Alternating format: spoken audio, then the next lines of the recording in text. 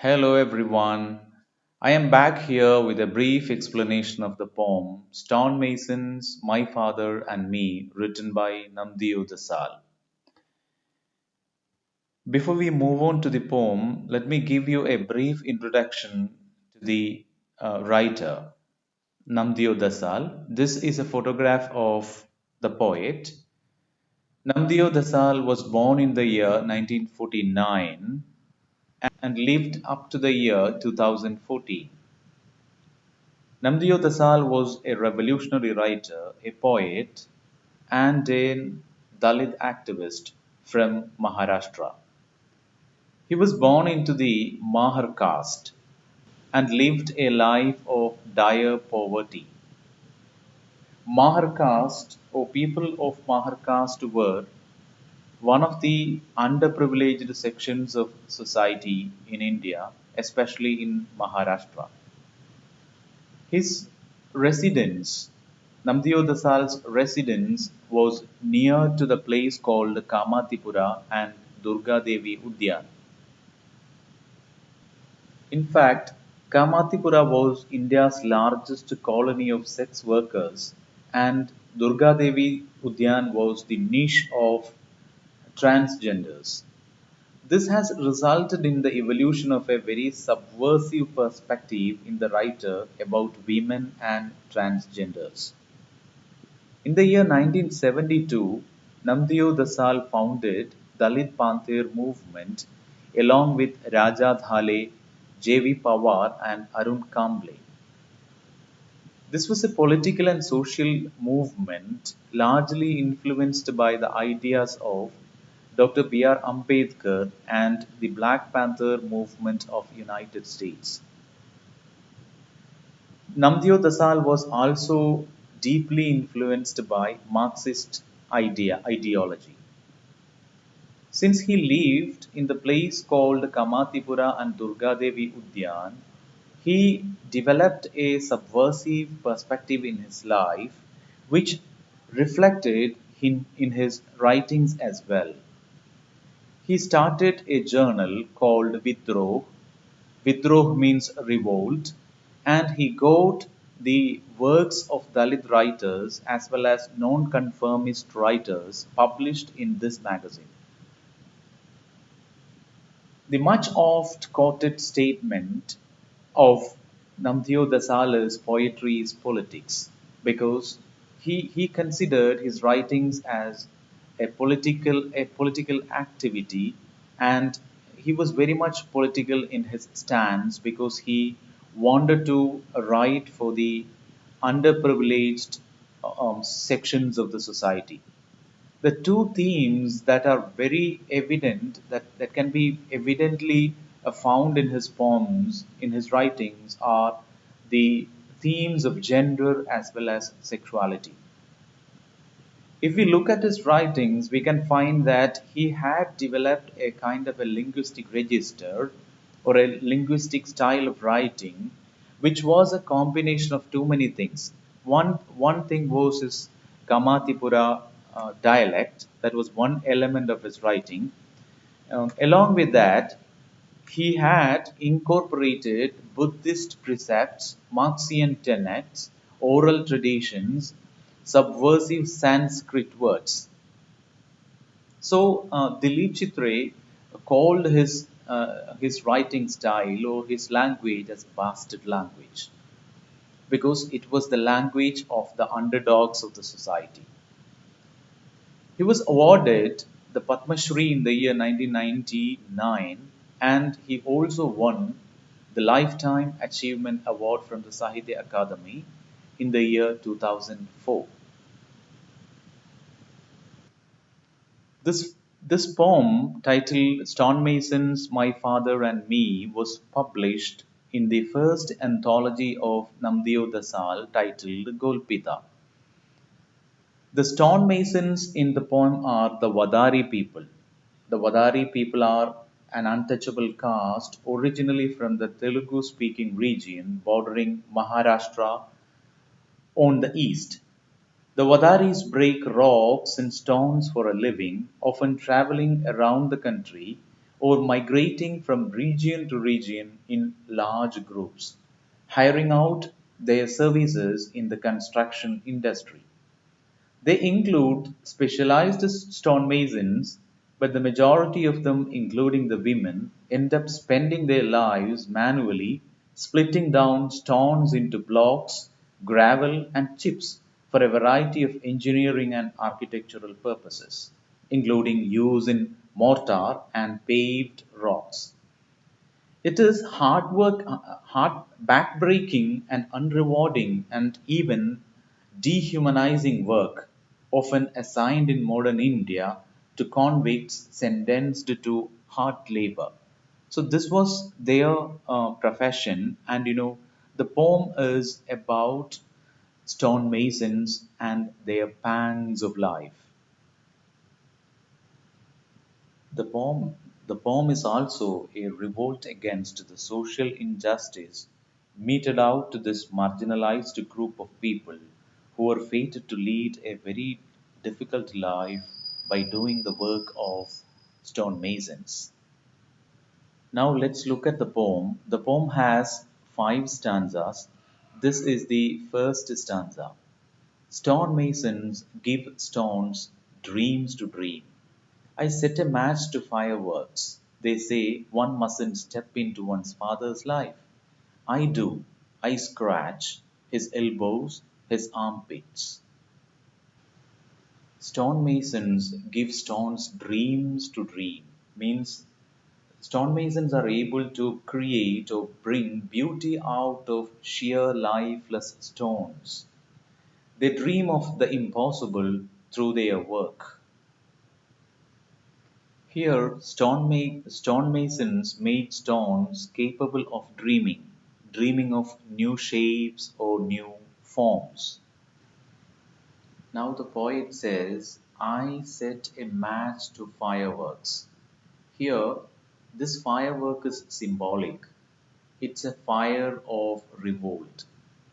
And the poet says that he ignites a sense of revolt against the injustices meted out to his community, especially his forefathers. And then when people around him say that you shouldn't step into your father's life, what Namdeo Dhasal wants to say is that I do. See, it's often said that you shouldn't bother about the past crimes or atrocities against your people, and you should forget the past. But this Namdeo Dasal says that he will and he must step into the life of his father and scratch his elbows and armpits, or rather, he wants a retribution for the past crimes done on his people. He doesn't want to forget the pain. He wants to keep the wounds of on his father's body remain open, reminding him of their pain. And that's the reason why he says, I scratch his elbows, his armpits. Now, in the second stanza, the poet says, stonemasons give stones flowers. See, we know that stonemasons, in fact, carve very beautiful figures as well as beautiful statues out of stones. They create life out of stone. They infuse life into the stones. That's the reason why the speaker says stonemasons give stones flowers. I play horns and trumpets. Here, this is the playing of horns and trumpets is nothing but the trumpet of a revolution or trumpet of a change, which he wants to in fact play. So here the poet wants to play the horn of a social transformation or the trumpet of a social change. Now I overtake the Parsi who stands turned to stone by the bodies of four women bent like bows. Here, the Parsi could be a reference to the statue uh, of a famous person, which was made by four women. So the stone was turned into a statue by the works, by the bodies of four women who bent like, who bent their, who bent like bows. Here the poet refers to the efforts of the women stonemasons who had to work for a long time bending themselves towards the stone. Thus, each work done by his people reminds him of the untold sufferings as well as the injustices meted out to the people of his community. Now, in the third stanza, the poet tells, I see my father's bloodied rump in the chaos of the dark. I smoke a cheroot and smolder with memories till my lips get burnt. So the speaker sees his father's bloodied rump. Bloodied rump means the bloodied buttock. Here the poet refers to the pain undergone by his father through his prolonged sitting during the work. And then he smokes a cheroot. Smoking cheroot is a cigar with both ends open. So he's smoking a cheroot refers to the unsettled thoughts and the smoldering rage in his mind that makes him agitated, and he wants to revolt against the social injustice meted out to his community. So the sharu is nothing but the internal rage that is, in fact, smoldering like that of a cigar. And those memories of the sufferings of his people, definitely is just like a kind of burning memories. That's why he tells that till my lips get burned. So, as the poem progresses, we can find the speaker's internal anger escalating. The speaker is so enraged that his internal rage comes out into a physical form. Now, in the fourth stanza, the poet says, Stonemasons inseminate stones. I count exhausted horses. Here, the poet compares stonemasons, or the poet says that stonemasons fertilize stones. Means the poet shows the organic connect between the stonemason as well as the stones.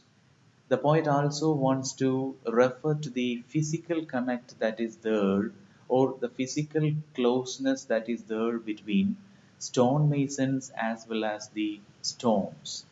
And they are compared to that of horses. So exhausted horses refers to the physically strong stonemasons who are weakened by their hard labor. Now, I harness myself to a cart. Here, the speaker feels that he is another horse, and he's like a horse, or he is another horse, and needs to be harnessed to a cart. Here, he feels the power of his community's spirit. Now, I handle my father's corpse, I burn. Here, Here, the speaker is once again holding on to his own past, and he burns with a desire to strike against the system for all the social injustices his people encountered. He, in fact, wants to take a vengeance.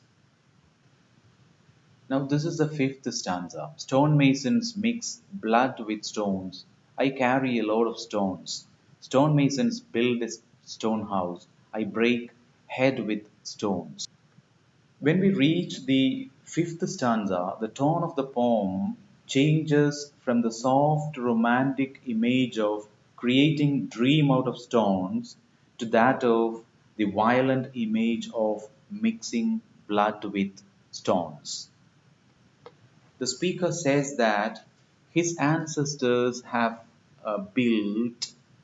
always built stone houses and sacrificed themselves in the process. And he is not ready to sacrifice his life for the sake of others. Instead, he wants to make a life for himself and for the lives of his own community. So, as the title represents, stonemasons, my father, and me know, when it comes to me, that actually refers to the speaker. He represents the younger generation, the younger generation who identifies with the sufferings of his ancestors. And as a representative of the younger generation, he wants to take up the responsibility of vengeance on behalf of all his ancestors. Thus, we have the title Stonemasons, My Father, and Me. And the poem concludes with a very powerful line. I break head with stones. Here the poet wants to reminds the people who have in fact done a lot of injustice to him, the message that, or wants to remind them that the same hand that can build beauty out of stone can break heads as well. They can even take up physically against all those people who have committed atrocities against his community over the years. So the poem concludes, has a very fitting as well as a very powerful conclusion, which gives a kind of a reminder or a warning to the whole people who have in fact made attack or atrocities against his people over the years. So that's all the five stanzas of the poem. Thank you for watching and listening.